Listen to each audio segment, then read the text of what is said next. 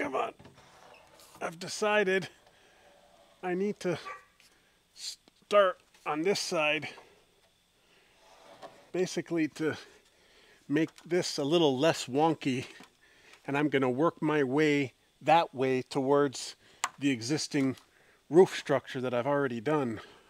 Just need to slide this down.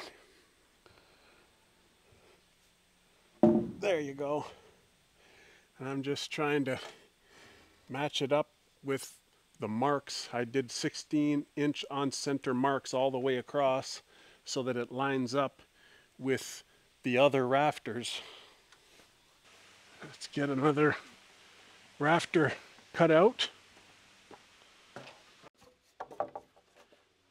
Still using that same template. Just gotta line it up to where I cut all the rest of them.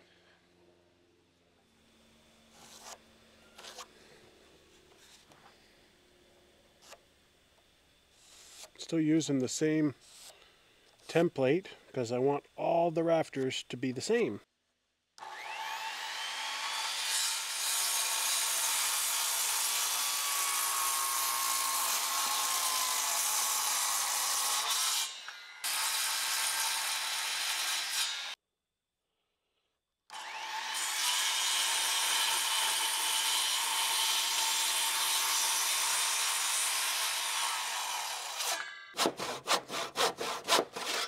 But when you're hanging the rafters, you really see a bunch of improvement. That's the nice thing about doing the rafters and the purlins and the roof, and all of a sudden, it's like, bang, the roof's done. Just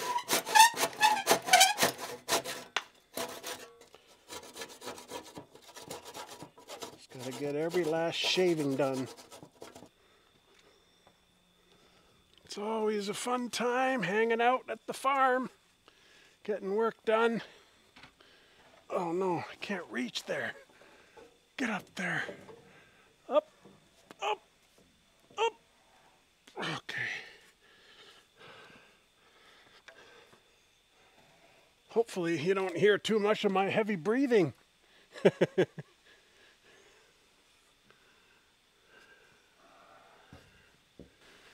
Just gotta get the bird's mouth to sit right there. We go. Right there. I don't know if I need to show you every single rafter being installed because I still need 10 more of these suckers. That's a lot of repetition, you know. Okay, so I'm finished putting enough of the rafters up there. Now I got to switch over to the purlins. These things are the purlins. I'm using a 1x4, and they're basically strappings that go along the top of the rafters that allows you to put the metal roofing on.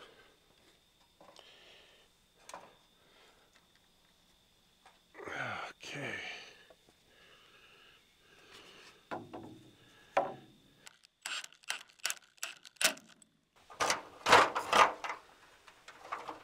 This time of day, the sun's right in my face. It's kind of a pain to be looking up at the sun. Oh, Olive's barking, so I think the guest in the farmhouse is back. They went into the city to get some groceries, so Olive's barking because the car's coming back.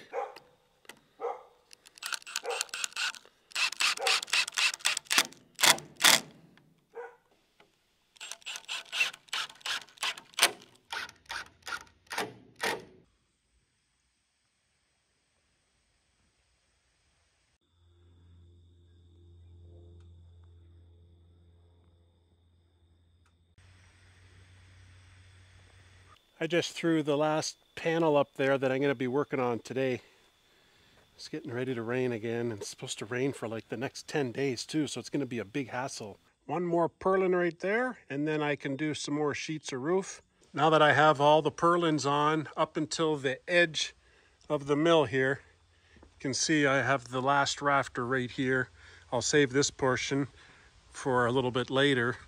But if I can get the roof on, it looks like I need 1, 2, 3, maybe 4 more rows. These panels are 3 feet wide. So we're getting there.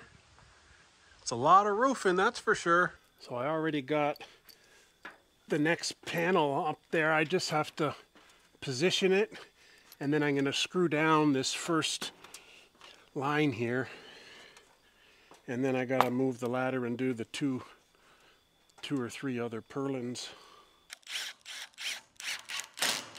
This is a tall ladder, you know, like this is 12 feet high. So I think I've done pretty well over the past 2 days here. I got the roof done, like 100% done, pretty much up until the edge of the mill here. It's not quite, like if you just follow the line down, it's like right here. So this is going to be in the rain. I got the wall done. I got that short wall done. And that really made it strong that it's not going to be wobbly when I start doing the roof. And then I got all these rafters done. That's a lot of rafters. That's why I'm saying it's a good decision, I think, that I made to purchase the 2x8s that I'm using for these rafters, because you're probably looking at 3 weeks, maybe a month, maybe longer for me to go in the forest, cut all the trees. This is probably going to be like maybe 8 or 10 trees. And then all the work that goes along with that, you know, limbing and bucking and getting them to the right size and bringing them back to the mill area here, getting them milled. I'll probably go through a couple more blades by then. So we're talking like winter by the time I'm going to be getting all these rafters done. So that's why I made that decision, in case anybody's going to bust my chops why I bought lumber when I have my own sawmill.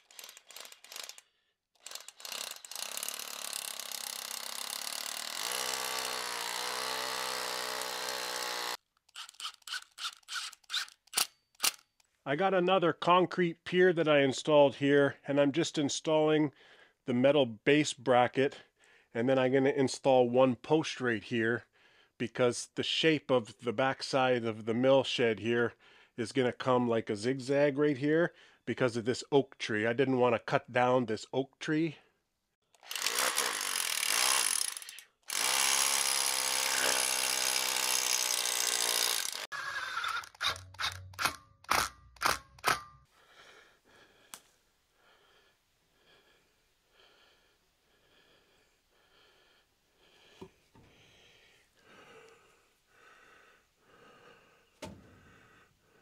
Just about a hair off, but I'm going to be putting a bracket here anyway, so it'll be okay. It is what it is. I'm never perfect. Live and learn.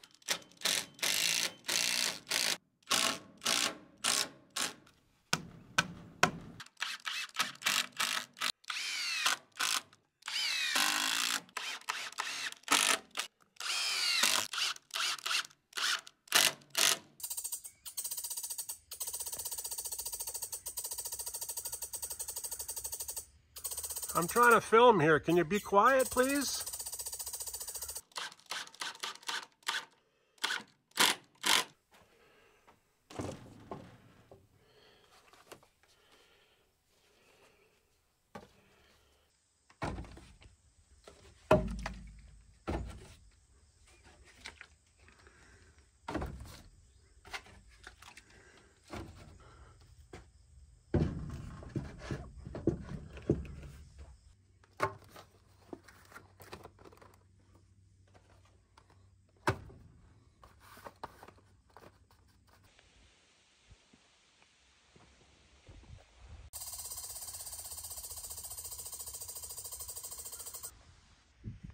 Dexter! Dexter, what are you doing?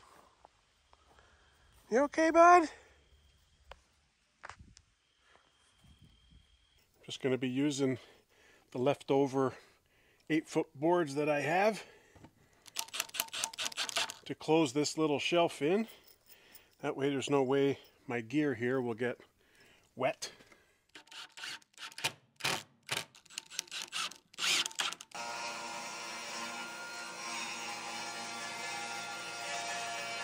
Somehow I lucked out because this height rate here is exactly 8 feet. So I don't even have to trim these boards.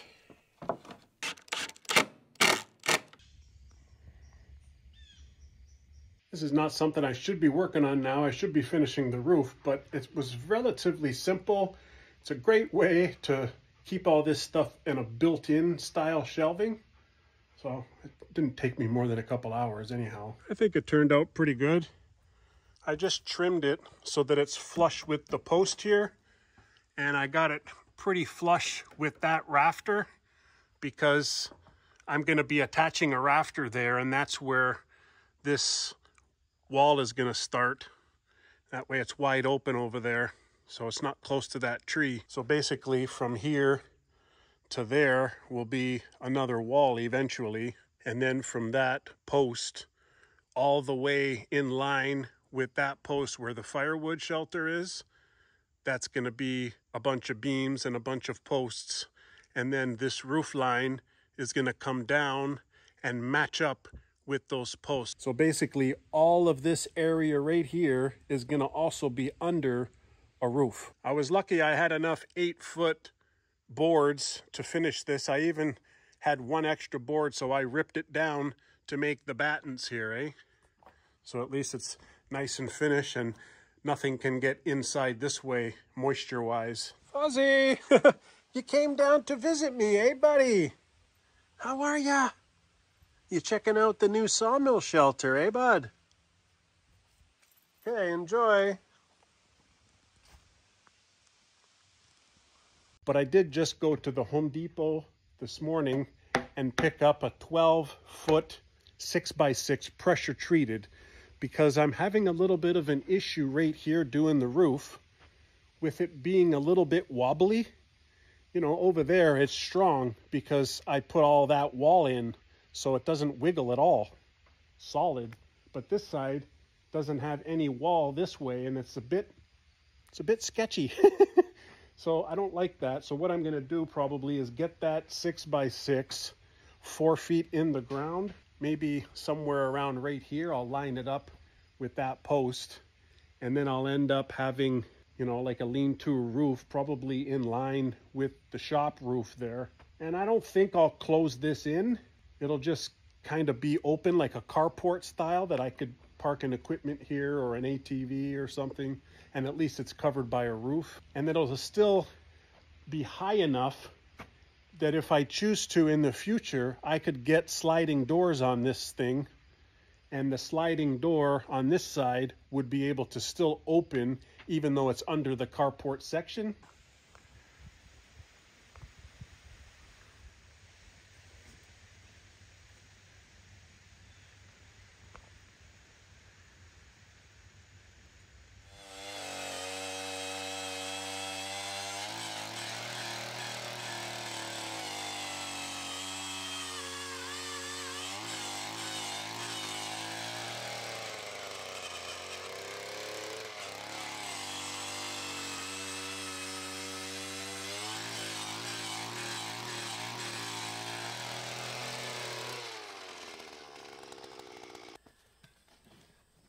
I'm just putting in a post in the ground.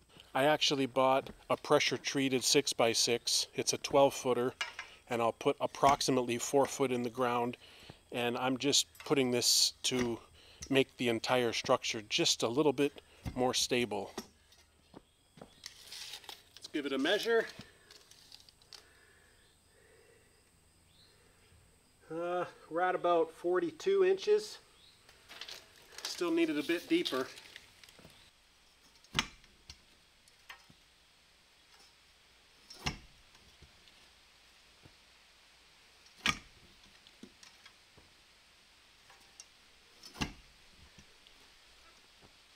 There we go. That's about 47 inches. Just a couple more inches to go. Right, Olive? A couple more inches.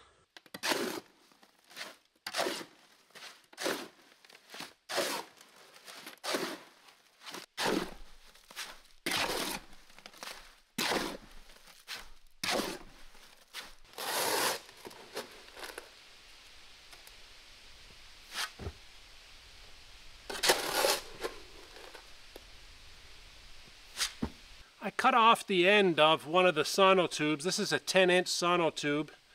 I would rather use a 12, but I don't have a 12. And it's about, I don't know, 6 inches. And I'm just going to use that as a collar on the top. No need to waste the sonotube all the way down.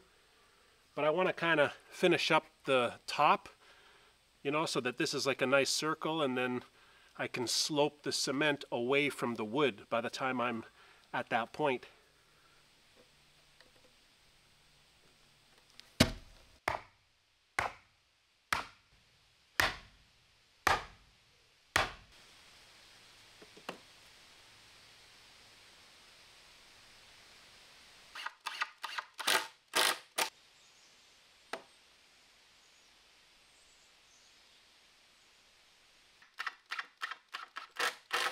Okay, it's all plumb, and I have the collar just sitting on this thing because it's going to fall through the hole. I made the hole a little bit too big, so I'm going to continue filling this up with cement until I get maybe right here.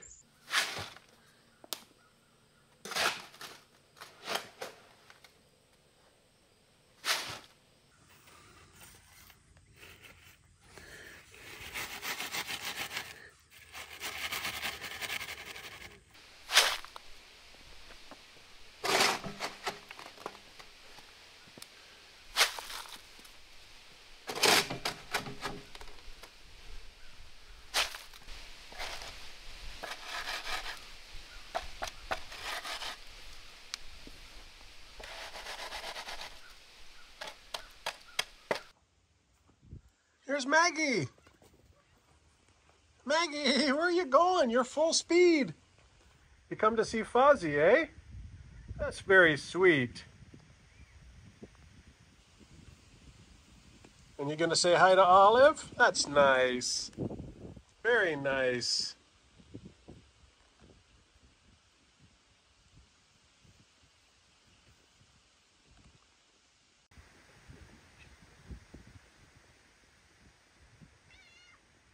Hey Maggie, how are ya? You like Olive's long hair, huh?